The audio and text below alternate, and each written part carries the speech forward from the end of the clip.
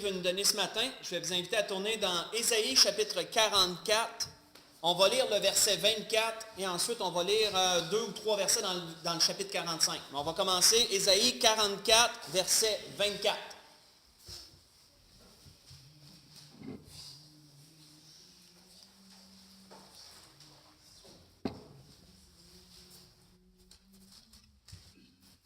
Donc, Ésaïe 44, verset 24 qui dit « Ainsi parle l'Éternel, ton Rédempteur, celui qui t'a formé dès ta naissance.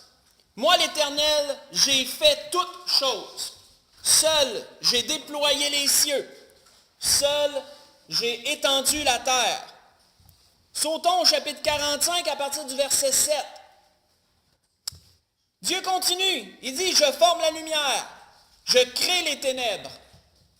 Je donne la prospérité et je crée l'adversité.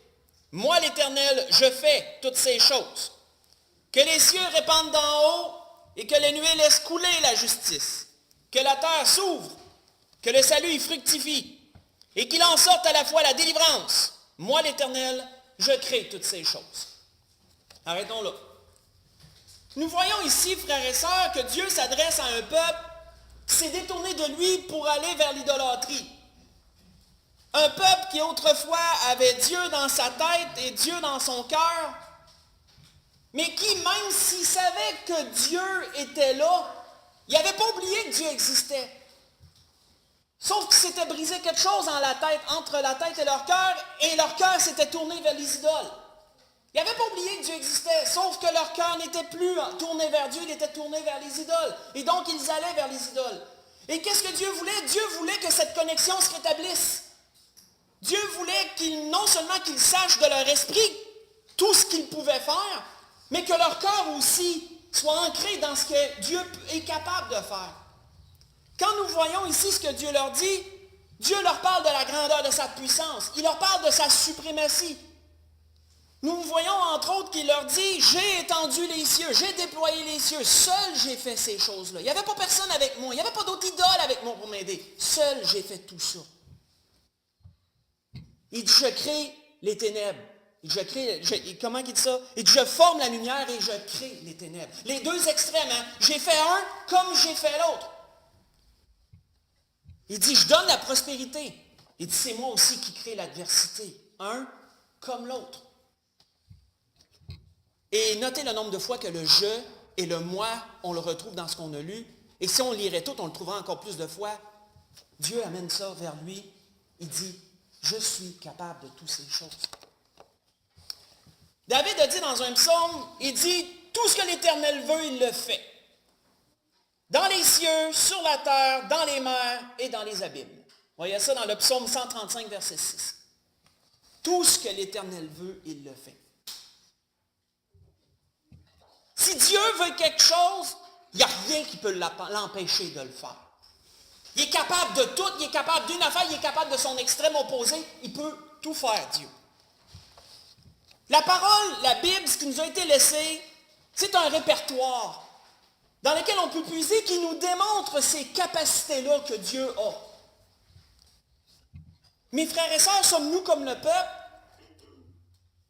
Sommes-nous rendus à un point qu'on le sait? Mais là, c'est comme pas assez ancré là. Parce que psychologiquement, de savoir que Dieu est capable de toutes choses, c'est une affaire. Mais d'y croire dans notre cœur et de vraiment être convaincu que Dieu est capable de faire toutes choses, c'est une autre histoire. Et parfois, on peut peut-être penser que parce qu'on le sait là, automatiquement, tout est correct. Non. Tu peux le savoir là, mais si ce n'est pas ancré là, tu ne le fais pas plus. Tu ne donnes pas à Dieu toute cette crédibilité, toute cette confiance qui est vraiment capable de tout ce qu'il dit qu'il est capable. Allons puiser dans la parole ce matin. L'Esprit veut nous amener dans ce que Dieu a été capable de faire, entre autres avec des hommes. On va surtout voir des choses avec des hommes parce qu'on pourrait aller très large ce matin, mais on va cibler vraiment ce que Dieu peut faire avec des êtres humains. Tournons dans 1 Samuel 9. On va commencer là. 1 Samuel chapitre 9.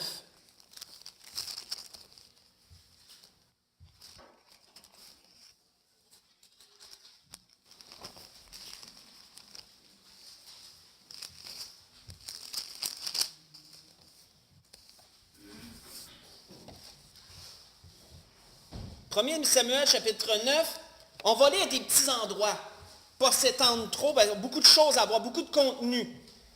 1er Samuel chapitre 9, on va lire à partir du verset 19, et je vous mets dans le contexte, Israël demande un roi.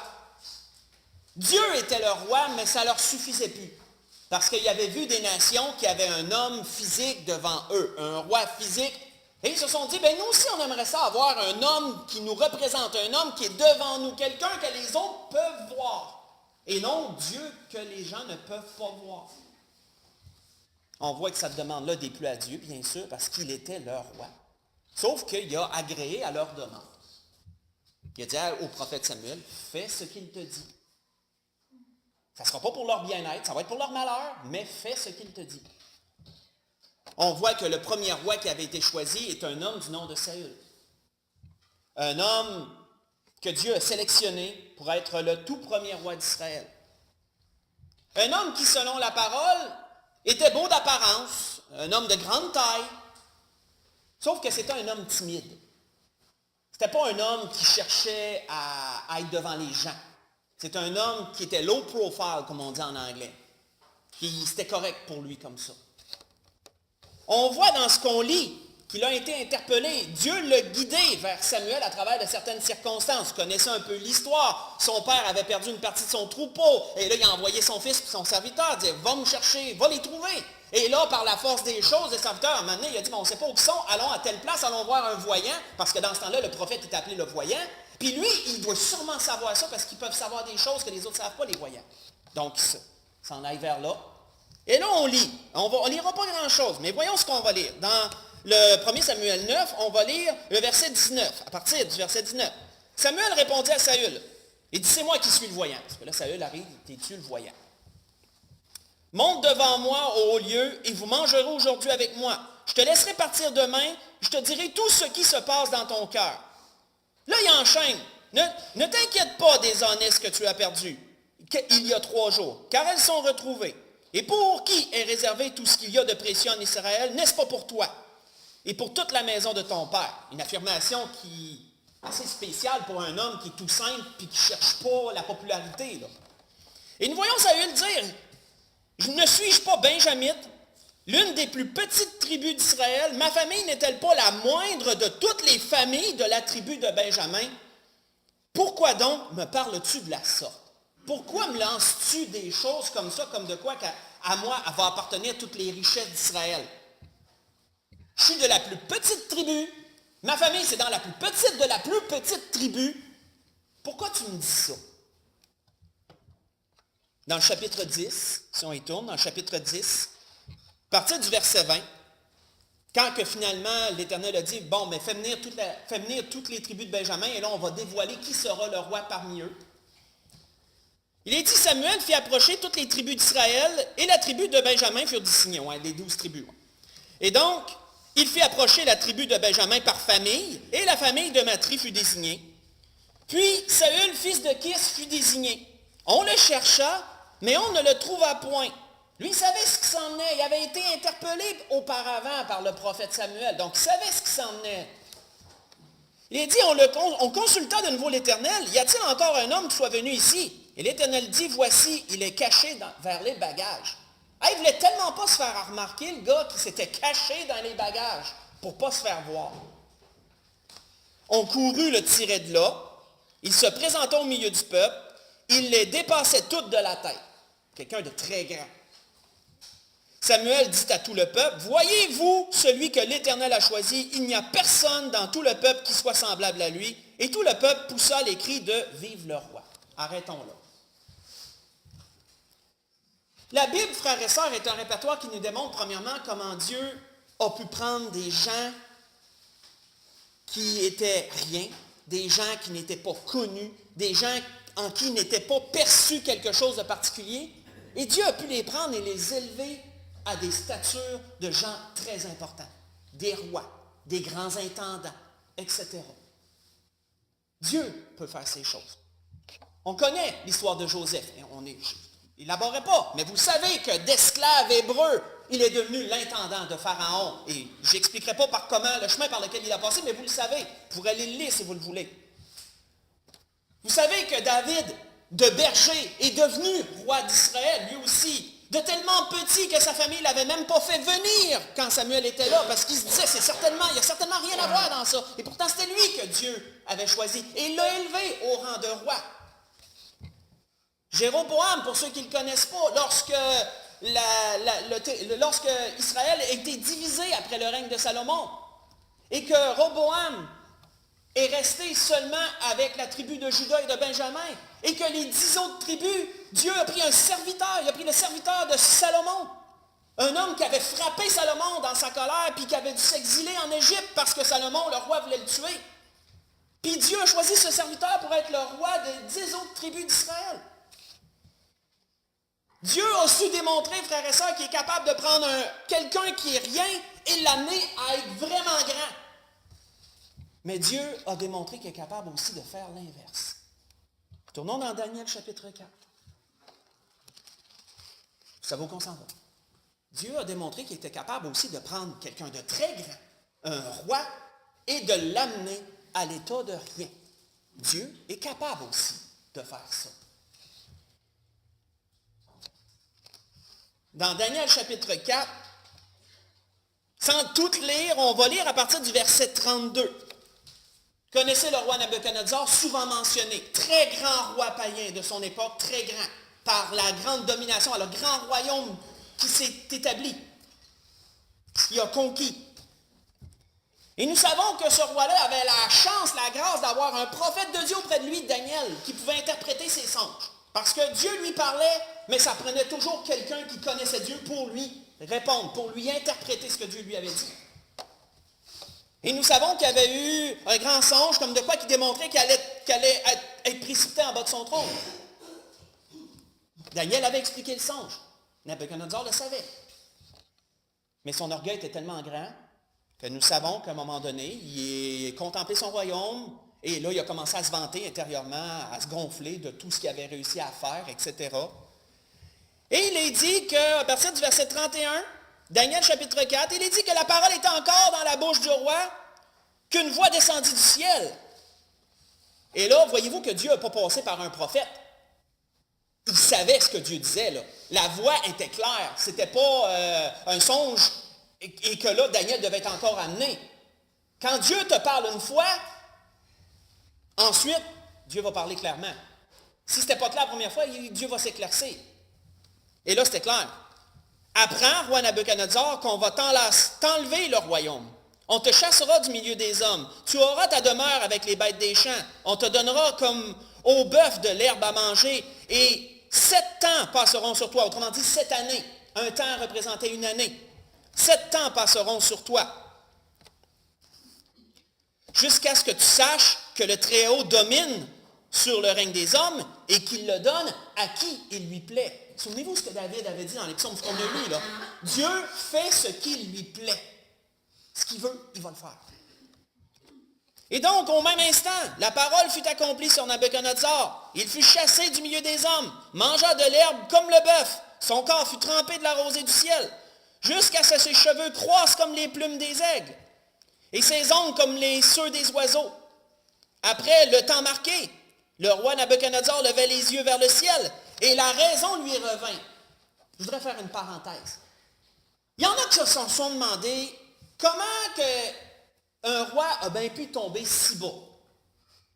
Parce que vous savez, à l'époque, si les gens auraient voulu renverser le roi, ils auraient pu y perdre leur tête.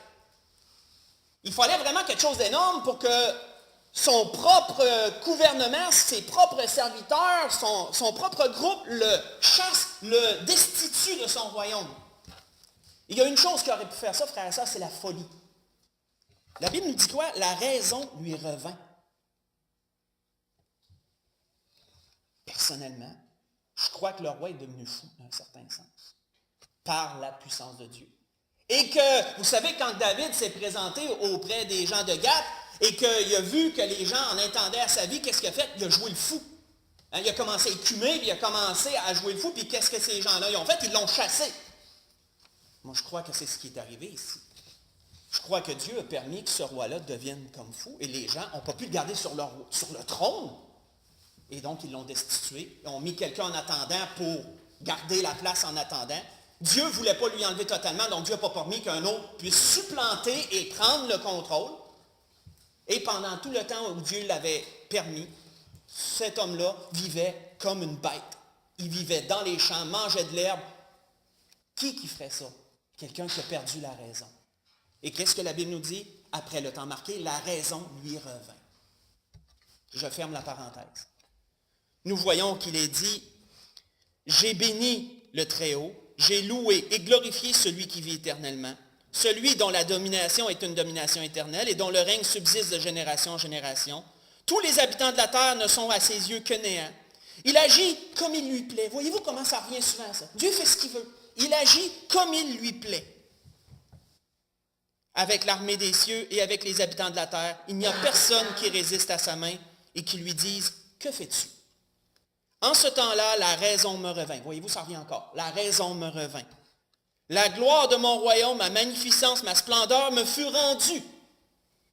Mes conseillers et mes grands me redemandèrent. Je fus rétabli dans mon royaume et ma puissance ne fit que s'accroître. Maintenant, moi, Nabuchodonosor, je loue, j'exalte et je glorifie le roi des cieux, dont toutes les œuvres sont vraies et les voies justes, qui peut abaisser ceux qui marchent avec orgueil. Arrêtons là.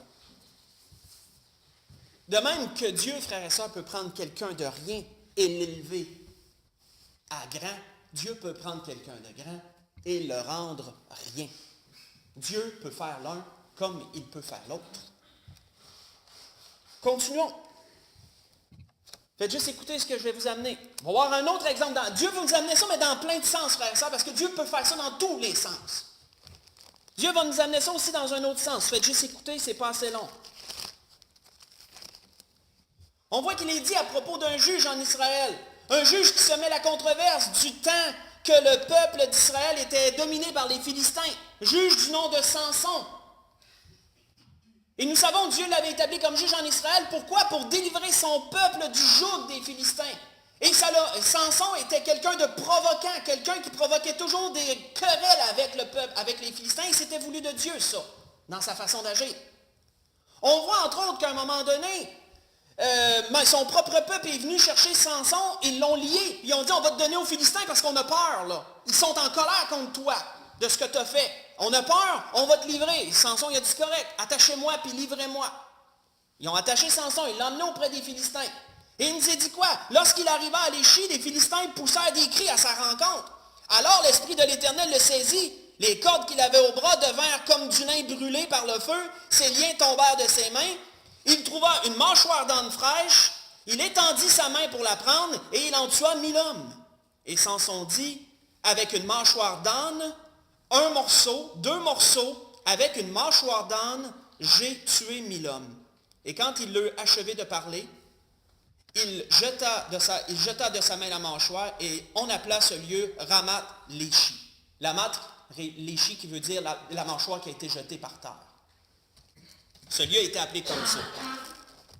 Comment, frères et sœurs, Samson a été capable de faire une prouesse comme ça avec une mâchoire d'âne? Est-ce que c'était parce qu'à l'époque, la mâchoire d'âne était l'arme absolue et parfaite pour le combat? Absolument pas. C'était parce que c'était Dieu qui combattait ce combat. Dieu a accordé, frères et sœurs, la victoire à des gens qui n'avaient rien pour l'avoir. À des gens qui n'avaient rien pour l'avoir, Dieu a accordé de grandes victoires. Samson en est un exemple. Abraham en est un exemple quand on recule dans la Genèse. Ou qu'avec seulement 318 de ses serviteurs, il a pu combattre et battre des rois lorsque celui-ci était venu piller Sodome et Gomorrhe du temps que Lot habitait au milieu. Abraham est allé à la rescousse de son neveu, et seulement avec 318 de ses serviteurs les plus fidèles de sa maison, il a conquis des rois, Abraham. Quand on regarde le peuple d'Israël, qui a conquis la terre promise, avec 7 nations qui habitaient cette terre-là, beaucoup plus puissantes que la Bible nous dit qu'eux, ils ont pu conquérir tout un territoire et mettre à genoux toutes ces nations. Quand on regarde Gédéon, avec 300 hommes, a été capable de battre une armée de 135 000, environ 135 000 hommes. Tous entraînés. Frères et sœurs, avec ceux qui ont peu, Dieu peut accorder de grandes victoires. Et que dire, frères et sœurs, de David? Mais l'exemple de David peut nous montrer autre chose aussi. Tournons dans 1 Samuel 17. Allons voir ce qu'elle peut nous montrer, cet exemple-là aussi. 1 Samuel, chapitre 17. Qu'est-ce que cet exemple-là peut aussi nous amener?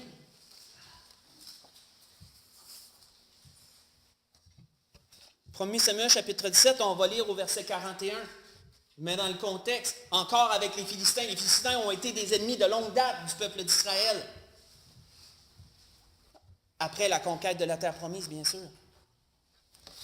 Et nous voyons ici que les Philistins sont rangés en combat contre Israël et qu'il y a une vallée qui les sépare, l'un d'un côté, l'autre de l'autre. Les Philistins envoient le champion et défient Israël d'en envoyer un pour qu'ils puissent les deux se battre ensemble et clore la situation. Mais comme de raison, les Philistins ont envoyé un homme absolument de son époque extraordinaire, un géant de son époque, et Israël n'avait pas un tel géant parmi eux pour pouvoir rivaliser avec ce géant-là. Nous voyons que le jeune berger que Dieu élevait au rang de roi futurement, lui avait l'audace et il y avait Dieu. Et il a dit, mais moi je vais y aller. On connaît l'histoire de David en ce sens. David est descendu en bas avec quoi? Pas avec une armure, il est descendu en bas avec ses armes. Et même là, des armes, on ne peut même pas dire ça quasiment. Avec une gibecière qui est un sac qui est attaché à sa ceinture, une coupe de pierre qui a été prise dans le torrent, il y avait un petit torrent en bas, une coupe de pierre polie, puis une fronde. Il est allé avec ça, combattre un homme armé. Il nous est dit, et on connaît la situation, mais il nous est dit à partir du verset 41 de 1 Samuel 17, que le Philistin s'approcha peu à peu de David, et l'homme qui portait son bouclier marchait devant lui. Le Philistin regarda, et lorsqu'il aperçut David, il le méprisa, ne voyant en lui qu'un enfant, blonde et d'une belle figure. Le Philistin dit à David, « Suis un chien pour que tu viennes à moi avec des bâtons. » Et après l'avoir maudit par ses dieux, il ajouta, « Viens vers moi et je donnerai ta chair aux oiseaux du ciel et aux bêtes des champs. » Et David dit aux Philistins, notez ce qu'il lui dit. Il dit, « Tu marches contre moi avec l'épée, la lance et le javelot. » L'homme était équipé, frères et sœurs, pour la guerre, là. Cet homme-là était armé et bien équipé. Il y avait l'armure, il y avait le casque, il y avait quelqu'un qui portait son bouclier, il y avait son javelot qui était énorme. Il y avait tout pour vaincre. Il y avait tout pour vaincre. Il était équipé pour vaincre. Mais il dit, moi, je marche contre toi au nom de l'Éternel. Des armées, du Dieu d'Israël, du Dieu de l'armée d'Israël que tu as insulté. Et aujourd'hui, l'Éternel te livrera entre mes mains. Je t'abattrai, je te couperai la tête. Aujourd'hui, je donnerai les cadavres du camp des Philistins aux oiseaux du ciel et aux animaux de la terre, et toute la terre saura qu'Israël a un Dieu. Et toute cette multitude saura que ce n'est ni par l'épée ni par la lance que l'Éternel sauve. Car la victoire appartient à l'Éternel. Et il vous livre entre nos mains. Et aussitôt, la Bible nous dit que le Philistin se mit en mouvement pour marcher au-devant de David. David courut sur le champ de bataille à la rencontre du Philistin. Il mit la pierre dans sa gibecière. Il mit la main dans sa gibecière et prit une pierre. Et la lança avec sa fronde, frappa le Philistin au front, et la pierre s'enfonça dans le front du Philistin qui tomba le visage contre terre. Ainsi, avec une fronde et une pierre, David fut plus fort que le Philistin. Il le terrassa, lui ôta la vie, sans avoir d'épée à la main. Arrêtons là. Non seulement, frères et sœurs, Dieu est capable de prendre quelqu'un qui n'est pas équipé vraiment et lui faire remporter de grandes victoires, mais Dieu peut prendre quelqu'un qui est vraiment équipé pour vaincre et le rendre vaincu. Et le détruire, le faire détruire. L'exemple de David nous montre ça aussi. Voyez-vous que c'est encore l'un comme l'autre, c'est toujours le même Dieu qui est capable de faire ces choses.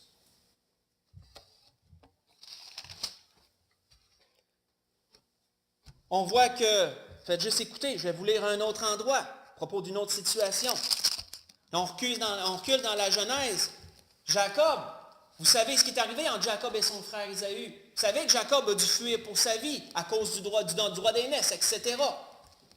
Et qu'est-ce qu'il nous est dit à propos de Jacob lorsqu'il s'en allait vers son oncle Laban pour y séjourner, pour fuir la colère de son frère, pour laisser retomber la poussière?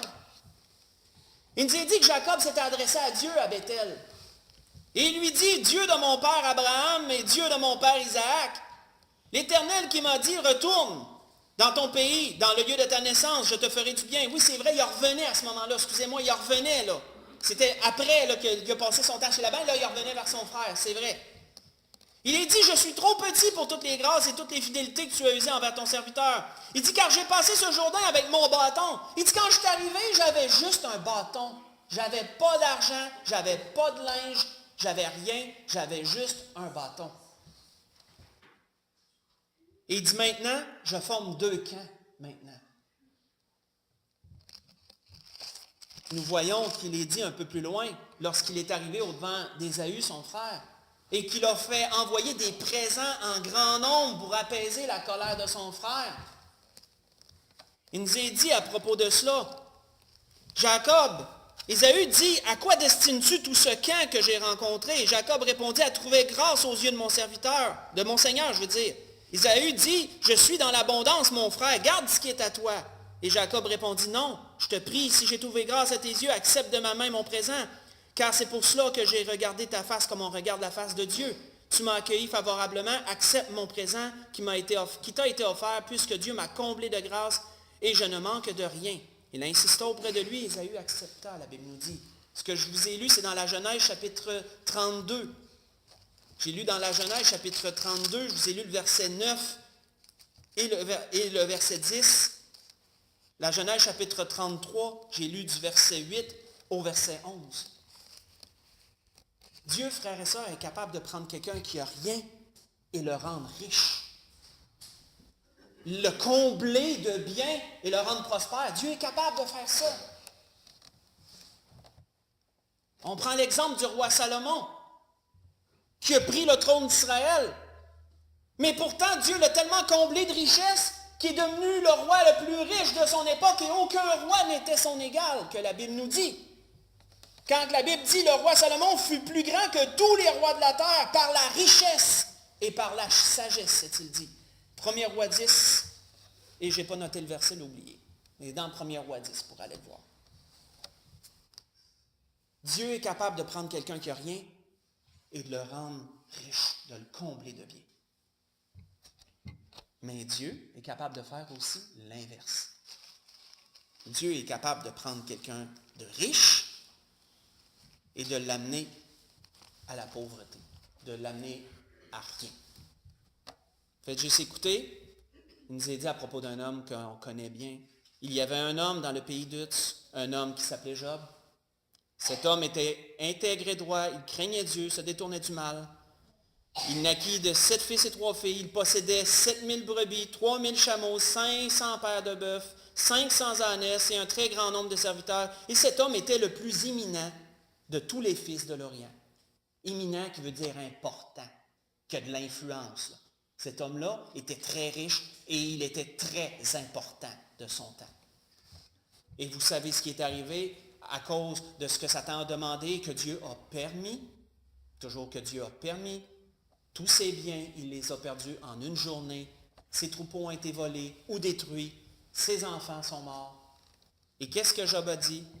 Alors Job se leva, déchira son manteau, se rasa la tête, se jetant par terre, se prosterna, et dit, je suis sorti nu du sein de ma mère, et nu je retournerai dans le sein de la terre. L'Éternel a donné, l'Éternel a ôté. Que le nom de l'Éternel soit béni, est-il dit, dans Job chapitre 1. Qu'est-ce que Job reconnaissait? C'est que c'est Dieu qui donne tout ça. Dieu est capable de donner à quelqu'un qui a peu et de lui donner beaucoup. Dieu est capable de prendre à quelqu'un qui a beaucoup et de tout lui enlever et de le réduire à rien. L'un comme l'autre, Dieu peut le faire. Tournons, frères et sœurs, dans 1 Samuel 2, parce qu'une femme qui pourtant n'était pas la plus éminente de son époque, une femme qui n'avait pas une éducation à tout casser, elle a été capable d'expliquer tout ça. Elle a été capable de dire tout ça. Tout ce qu'on vient de lire, là, dans une prière, elle a été capable de tout le nommer. Dans 1 Samuel 2, Anne a été capable de parler de toutes ces choses-là. Lorsqu'elle a rendu grâce à Dieu pour son fils que Dieu lui avait fait naître, Samuel, qui est devenu prophète de l'Éternel.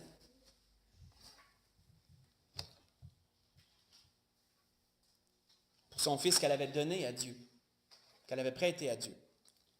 Il est dit dans 1 Samuel 2, à partir du verset 3, « Ne parlez plus avec tant de hauteur, que l'arrogance ne sorte plus de votre bouche, car l'Éternel est un Dieu qui sait tout, et par lui sont pesées toutes les actions. L'arc des puissants est brisé. Celui qui sont grands, Dieu les réduit à rien. Les faibles ont la force pour ceinture. Ceux qui n'ont rien, Dieu les rend forts. Ceux qui étaient rassasiés se louent pour du pain. Ceux qui avaient beaucoup, ils sont tellement rendus pauvres qu'ils louent leur corps pour pouvoir avoir à manger. Ils se louent pour du pain. Et ceux qui étaient affamés se reposent. Ceux qui n'avaient rien sont maintenant rendus dans l'abondance. Même la stérile enfante 7 fois. Et celle qui avait beaucoup d'enfants est flétrie. Celle qui n'était pas capable, elle a plein de fils. Et celle qui était fertile est rendue qu'elle ne peut pas avoir des enfants. L'Éternel fait mourir, il fait vivre. Il fait descendre au séjour des morts, il en fait remonter. L'Éternel appauvrit, l'Éternel enrichit. Il abaisse, il élève. De la poussière, il retire le pauvre. Du fumier, il relève l'indigent pour les faire asseoir avec les grands. Il leur donne en partage un trône de gloire. Car à l'Éternel sont les colonnes de la terre et c'est sur elle qu'il a posé le monde. Arrêtons là. Voyez-vous que dans une louange, dans un cantique, elle a expliqué tout ce qu'on vient de lire ou à peu près. Comment que Dieu est capable de tous les extrêmes. Pourquoi? Parce que Dieu fait ce qu'il veut. Il peut faire tout ce qu'il veut. Continuons, tournons dans 1er Roi chapitre 3. On va voir autre chose. 1er Roi chapitre 3. On voit l'exemple d'un jeune homme qui est devenu roi. On en a parlé brièvement de lui. Il a eu la brillante idée de demander quelque chose qui a plu à Dieu. Parce que Dieu s'était déjà révélé à lui. Dieu se révélait à lui. 1er Roi, chapitre 3, on va lire à partir du verset 5. On va lire le verset 5 et ensuite on va sauter plus loin. Il nous est dit, à Gabaon, l'Éternel apparut en songe à Salomon pendant la nuit. Il lui dit, demande ce que tu veux que je te donne. Sautons au verset 9, parce que là, Salomon, il dit, merci beaucoup de ce que tu as fait de mon père, je suis trop petit pour que tu m'accordes tes grâces, etc., etc. Si on saute au verset, notez le verset que j'avais noté, le verset 9, si on saute au verset 9, il est dit, accorde donc à ton serviteur un cœur intelligent pour juger ton peuple, pour discerner le bien et le mal. Car qui pourrait juger ton peuple, ce peuple si nombreux? Et cette demande de Salomon plut à Dieu, plut au Seigneur. Et Dieu lui dit, puisque c'est là ce que tu demandes, puisque tu ne demandes pour toi ni une longue vie, ni les richesses, ni la mort de tes ennemis. Pourquoi? Parce que Dieu aurait pu lui donner tout ça. Dieu aurait pu lui donner ça. S'il aurait demandé simplement ça, Dieu lui aurait donné. Pourquoi? Parce que Dieu fait ce qu'il veut. Il est dit, et que tu demandes de l'intelligence pour exercer la justice. Il dit, voici, j'agirai selon ta parole. Je te donnerai un cœur sage et intelligent, de telle sorte qu'il n'y aura personne avant toi et qu'on ne verra jamais personne de semblable à toi. Je te donnerai en outre ce que tu n'as pas demandé, des richesses, de la gloire, de telle sorte qu'il y aura pendant toute ta vie aucun roi qui soit ton égal. Et si tu marches dans mes voies, en observant mes lois et mes commandements, comme l'a fait David ton père, je prolongerai tes jours. Arrêtons là, parce que là, Salomon se réveille. Voyons premièrement que Dieu lui donne, sans condition, ce qu'il a demandé et même au-delà. Mais voyons ce que Dieu lui dit après. Il dit, si tu marches dans mes voies, il dit, ce que je te donne, tu vas pouvoir l'avoir plus longtemps. À Dieu, il n'a pas dit, si tu marches dans mes voies, je vais te donner la sagesse, je vais te donner la prospérité. Dieu lui avait dit, je te donne ça, mais si tu marches dans mes voies, tu vas l'avoir longtemps. Je vais prolonger tes jours et donc, ça va se poursuivre longtemps, ce que je te donne.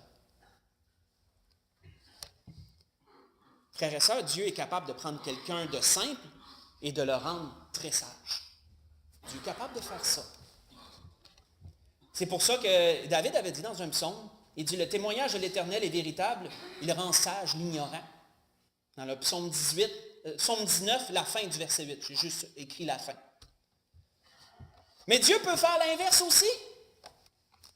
Dieu peut prendre des gens qui se croient très sages et les laisser devenir fous dans la sagesse qu'ils croient avoir.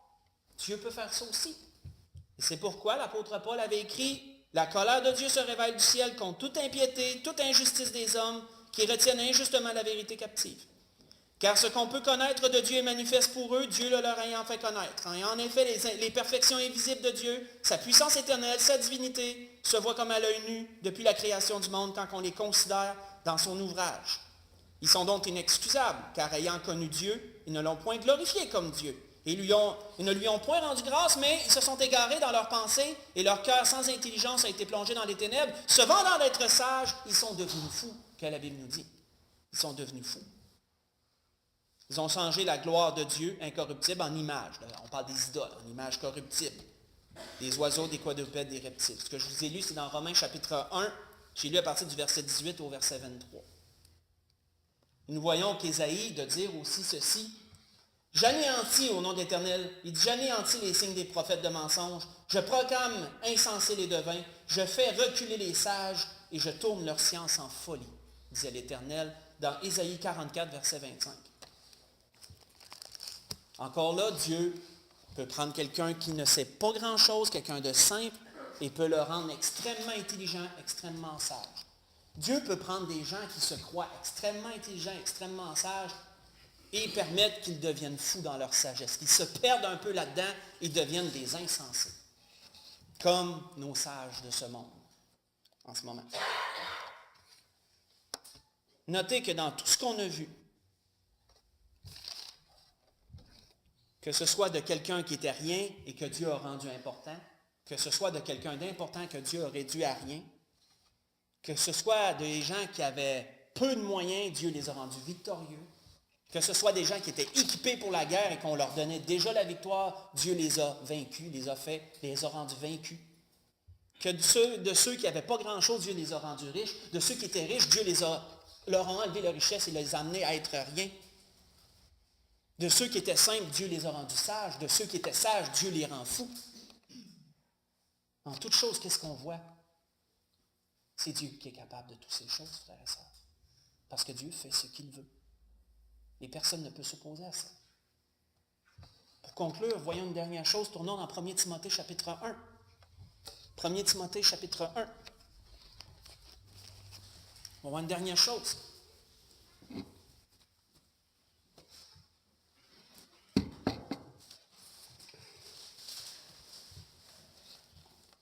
Premier Timothée chapitre 1, on va lire à partir du verset 12 au verset 15.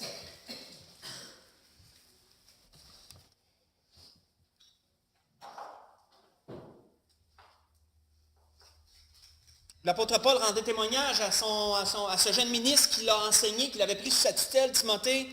Il lui dit, je rends grâce à celui qui m'a fortifié, à Jésus-Christ notre Seigneur, de ce qu'il m'a jugé fidèle en m'établissant dans le ministère. Il dit, moi qui étais autrefois un blasphémateur, un persécuteur, un homme violent. Quand on entend l'apôtre Paul, quand on lit 1 Corinthiens 13, on ne pourrait jamais s'imaginer que cet homme-là était comme ça. Quand on lit à propos d'un homme qui a livré à Satan des blasphémateurs pour justement qu'il apprenne à ne pas blasphémer, puis qui nous dit qu'autrefois il était lui-même un blasphémateur, un homme extrêmement pacifique qui nous dit qu'autrefois il était un homme violent,